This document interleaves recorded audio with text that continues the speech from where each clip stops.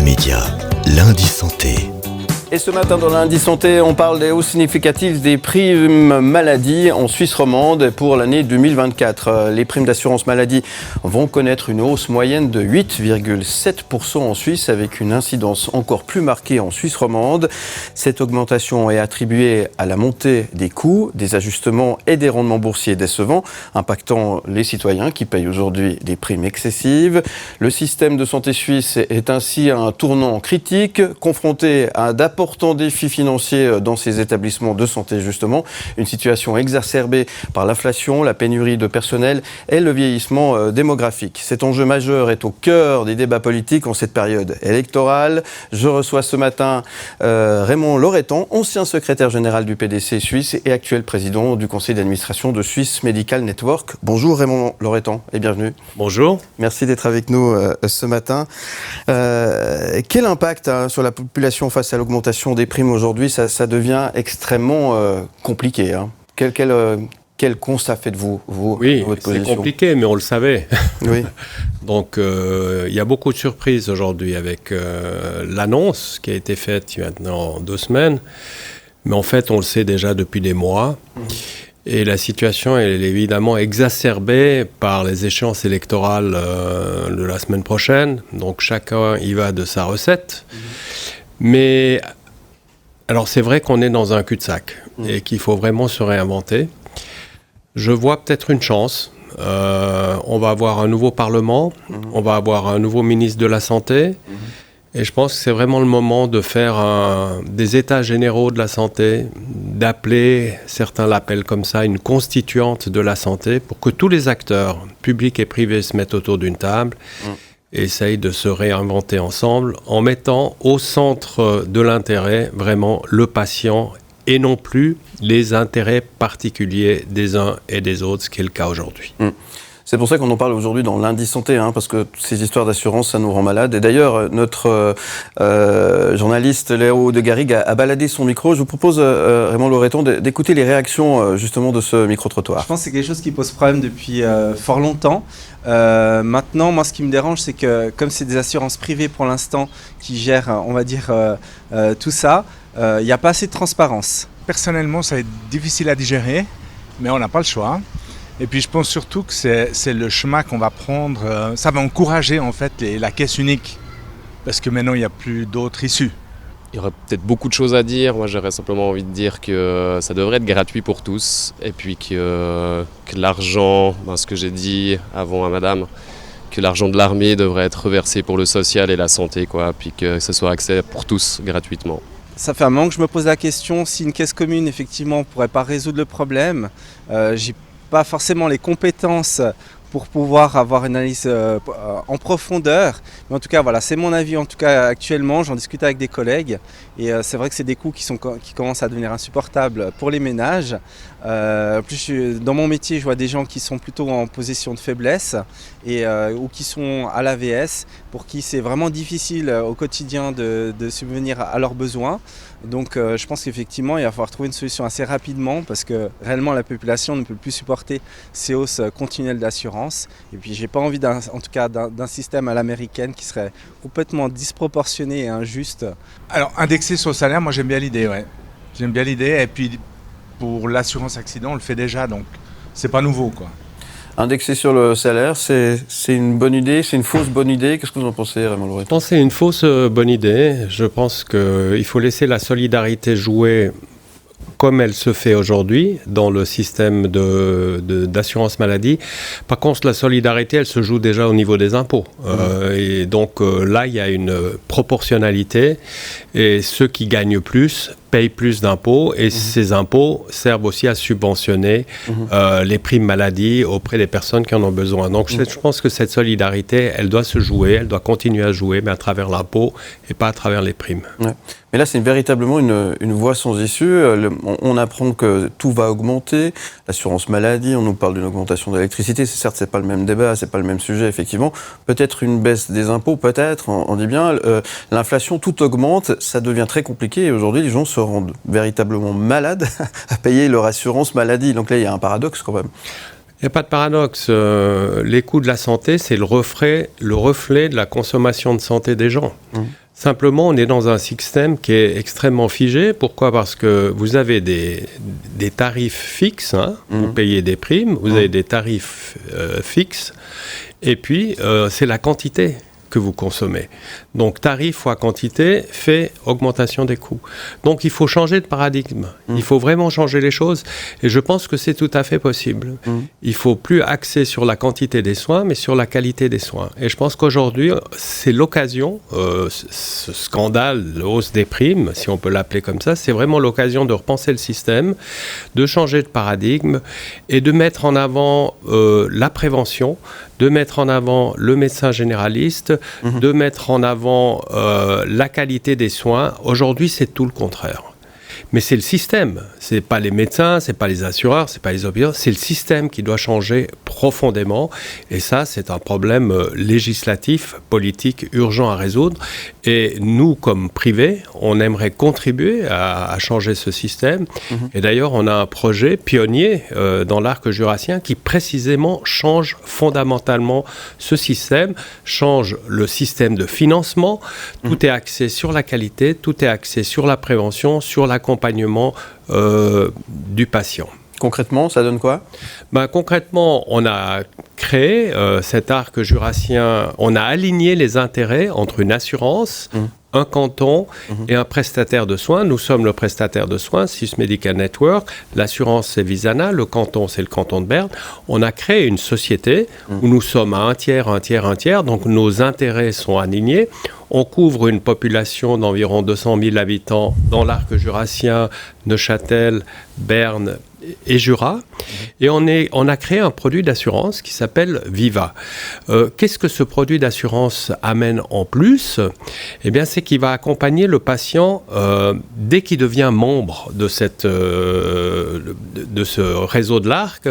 Et on va l'accompagner au niveau de la prévention. Donc, on va recevoir le patient. Vous prenez cette assurance au mois d'octobre, novembre.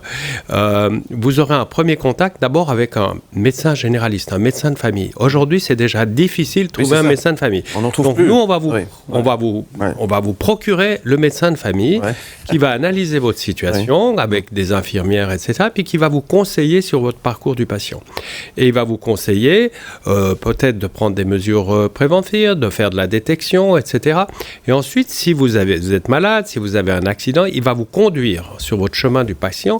Vous serez aussi amené avec un dossier électronique du patient complètement transparent, ce qui permettra d'éviter toute une série d'opérations, d'actes médicaux inutiles. Aujourd'hui, on calcule environ 20% d'actes médicaux inutiles. Si vous avez été chez le médecin, si vous devez après aller à l'hôpital, vous savez très bien qu'on refait les radios, qu'on refait les analyses, etc.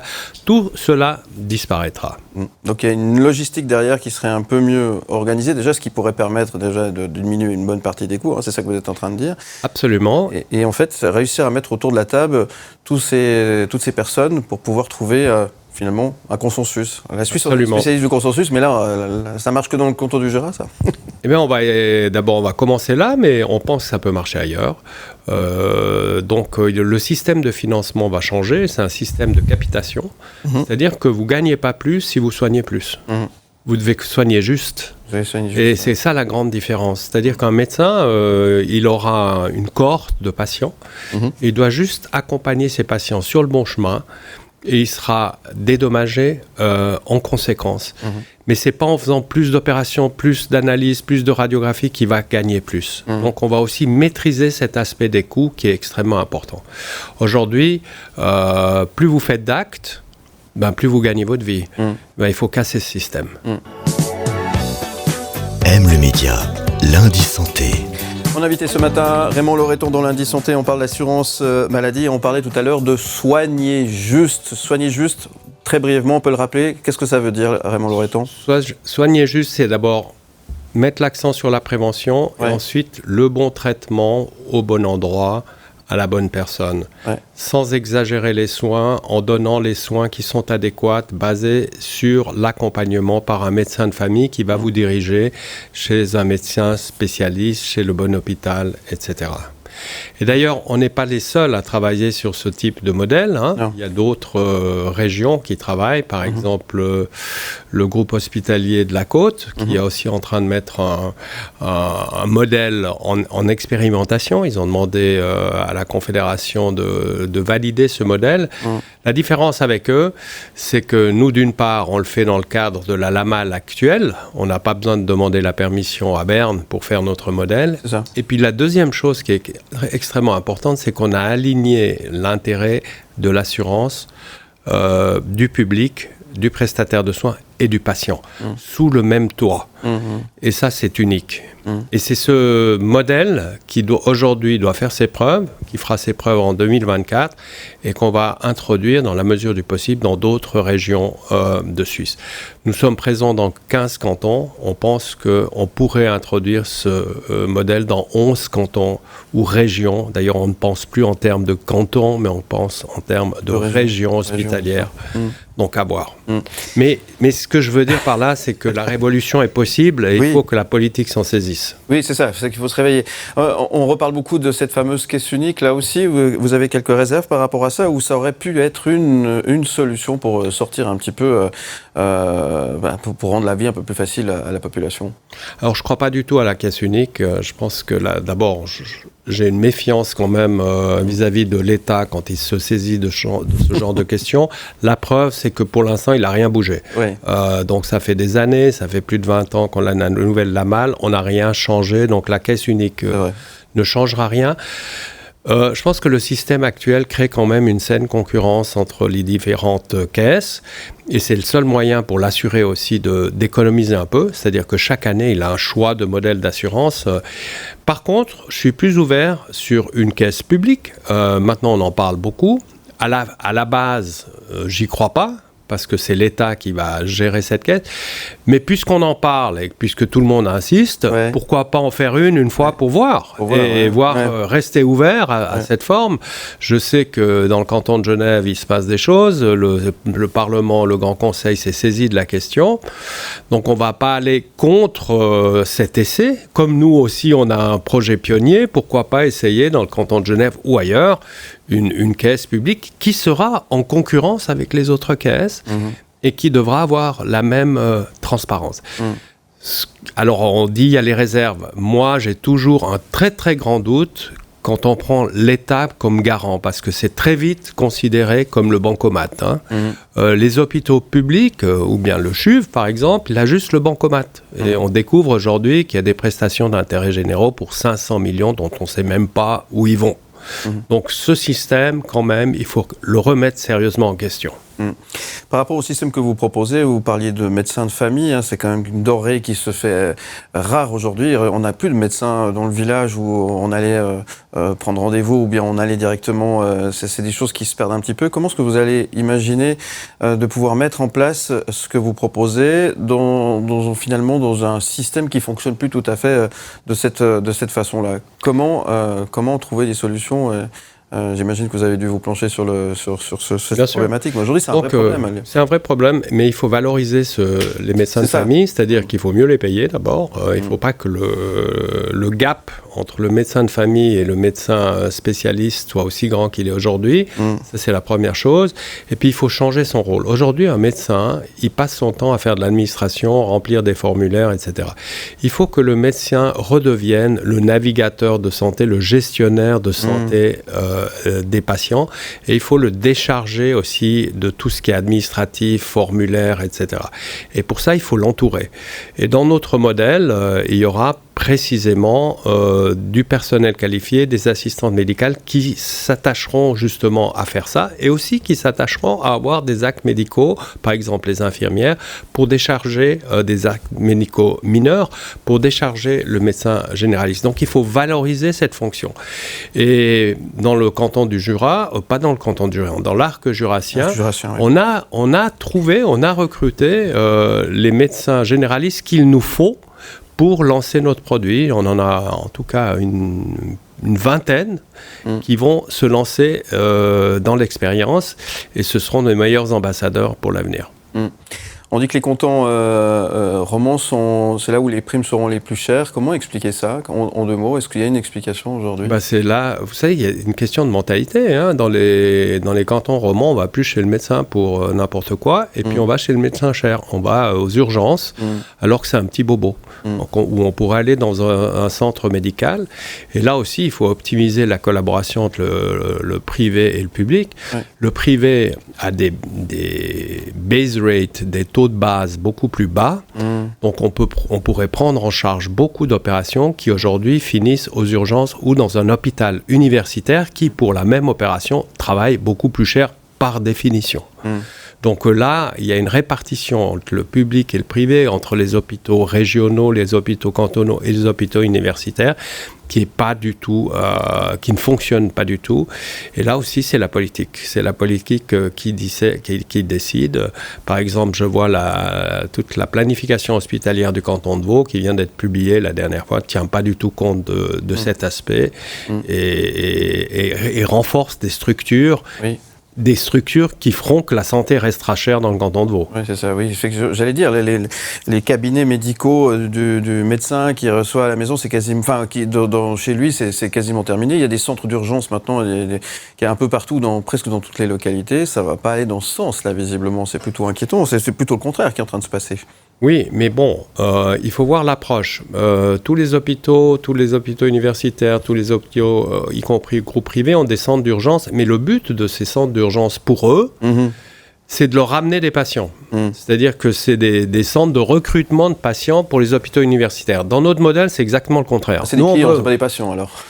À la fin du compte, oui, parce qu'ils doivent tourner. Hein. Donc, et nous, notre approche, c'est complètement le contraire. C'est que nous, on aimerait que le patient, il aille d'abord pour rester là, puis avoir le moins de patients possible dans l'hôpital. Donc, concilier le maintien des prestations de très haute qualité et maîtriser les coûts, c'est quelque chose qui est possible selon vous? Oui. Mais il faut changer de système. Il faut changer fondamentalement de système, et le mieux, c'est de le faire. Ouais. C'est-à-dire d'arrêter d'en parler. Ça fait plus de 15 ans que je suis là-dedans. Je ne vais même plus à ces séminaires où on tourne en rond. Ouais. On a tous des recettes, etc. Maintenant, il faut tester des modèles. Ouais. Un des modèles, c'est celui qu'on va avoir dans l'arc jurassien. Un autre modèle, c'est ici dans le canton de Vaud, avec l'hôpital de Morges. Il y a un autre modèle qui est en expérimentation à Genève, etc. Il faut donner une chance à ces modèles. Il faut les suivre de près. Et puis aussi prendre au sérieux les initiatives privées. Ouais. En tout cas, merci d'être venu nous en parler ce matin. Bon espoir sur ces votations, ces élections qui se déroulent à la fin de la semaine. Est-ce que ça va peut-être nous permettre d'aller dans ce sens-là ? Créer cette révolution, pour reprendre vos mots? Je pense que tous les candidats ont été sensibilisés, grâce à cette augmentation de primes, ont été sensibilisés aux enjeux de la santé. Ils savent tous qu'il faut faire quelque chose. Maintenant, les rapports de force, ils sont un peu comme prévu. Hein. Il y aura un renforcement un peu de la droite. Et je mets beaucoup d'espoir sur le prochain ministre de la Santé. Je ne critique pas du tout celui qui est sortant, parce qu'il a fait ce qu'il pouvait, mais il était bloqué par le système. Mais on a besoin de quelqu'un, d'un patron, qui change le système. Pas qui modifie, qui bricole. On a besoin d'un changement de système. Et aujourd'hui, je pense que la politique est assez mûre pour être ouverte à cette idée. Donc, on est optimiste pour la suite? Il n'y a pas d'alternative à l'optimisme. Merci Raymond Loreton. À bientôt. Merci, à bientôt. Et merci d'être venu ce matin. Au plaisir.